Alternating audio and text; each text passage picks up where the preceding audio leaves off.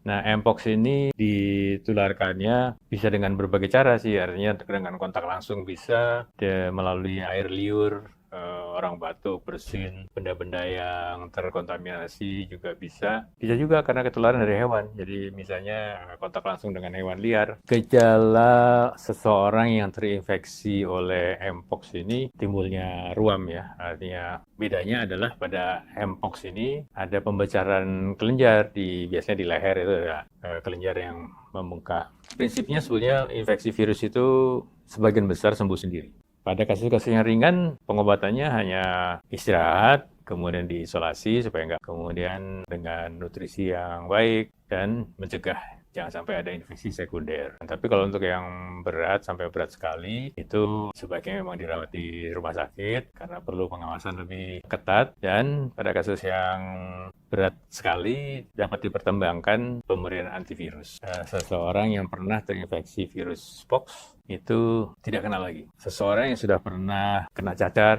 air gitu kan, nah itu sudah terlindungi. Artinya infeksi oleh satu virus pox itu juga bisa melindungi infeksi pox yang lainnya. Setidaknya kalau sampai terinfeksi, gejalanya tidak terlalu berat. Nah, juga orang yang pernah mendapatkan vaksinasi cacar itu juga punya perlindungan. Bisa melindungi dari infeksi atau kalau terinfeksi tidak berat.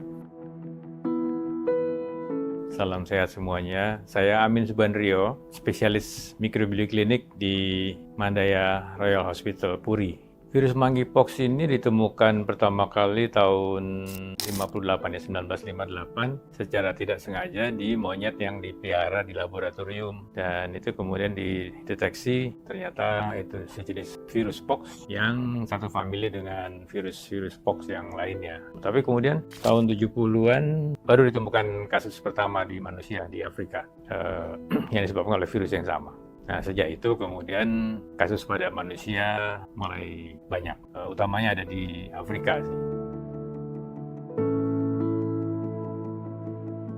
Nah, mpox ini ditularkannya bisa dengan berbagai cara sih, artinya dengan kontak langsung bisa, melalui air liur, orang batuk, bersin, itu juga bisa, kemudian misalnya menyentuh benda-benda yang terkontaminasi juga bisa. Bisa juga karena ketularan dari hewan, jadi misalnya kontak langsung dengan hewan liar, dengan monyet atau dengan hewan-hewan tadi ya, ada tikus, hutan dan sebagainya, itu bisa, seseorang bisa tertular. Bisa juga lewat kulit yang terbuka, ya walaupun kulitnya itu tidak kelihatan, ya mungkin ada gores sedikit saja, itu sudah cukup untuk memberi kesempatan virus mpox ini masuk ke dalam tubuh kita.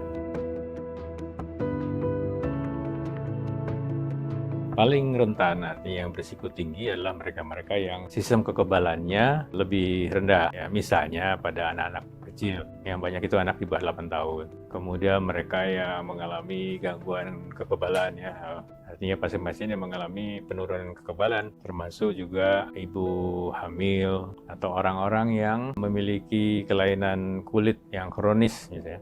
Nah, itu yang kemudian meningkatkan risiko tertularnya orang itu oleh mpox.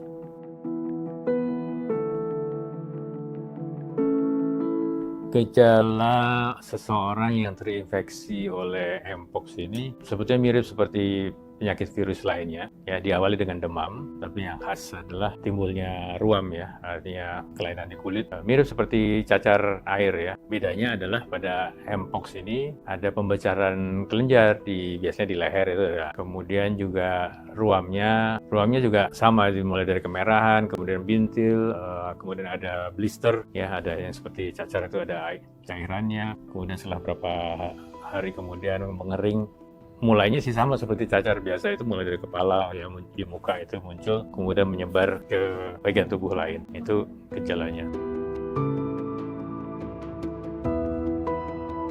Masa inkubasi sejak seseorang terkena sampai muncul gejala itu bervariasi ya, sekitar antara 5-7 hari, tapi bisa juga sampai sekitar 2 minggu, bahkan ada yang sampai 3 minggu setelah kontak baru muncul gejala. Ya kurang lebih sekitar antara 1-3 minggu lah.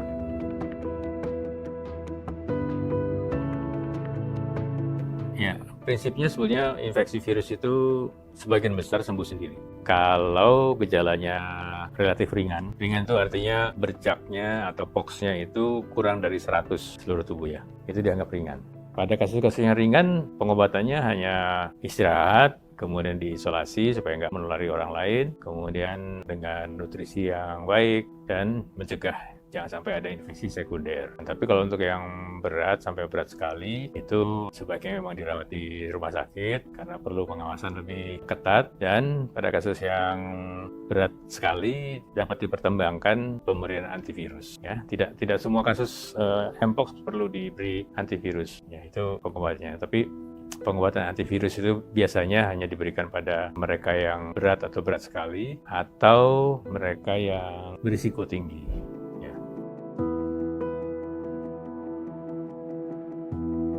Pemberian vaksin mpox ini bisa melindungi mereka yang berisiko tinggi dari infeksi dan juga kalau harus terinfeksi gejalanya tidak terlalu tinggi. Tapi jumlah vaksin mpox yang tersedia saat ini masih terbatas, sehingga vaksin mpox ini diutamakan diberikan kepada satu mereka yang berisiko tinggi, misalnya tenaga kesehatan yang merawat pasien-pasien mpox itu harus divaksinasi. Yang kedua, mereka yang karena gaya hidupnya berisiko tinggi, misalnya mereka yang laki-laki suka sama lelaki misalnya, atau mereka yang punya partner seks itu lebih dari satu, itu berisiko tinggi. Pasien-pasien HIV yang tidak terobati dengan teratur itu juga berisiko tinggi. Nah, jadi jumlah vaksin yang terbatas itu tentu harus diprioritaskan bagi mereka-mereka yang memiliki risiko yang lebih tinggi.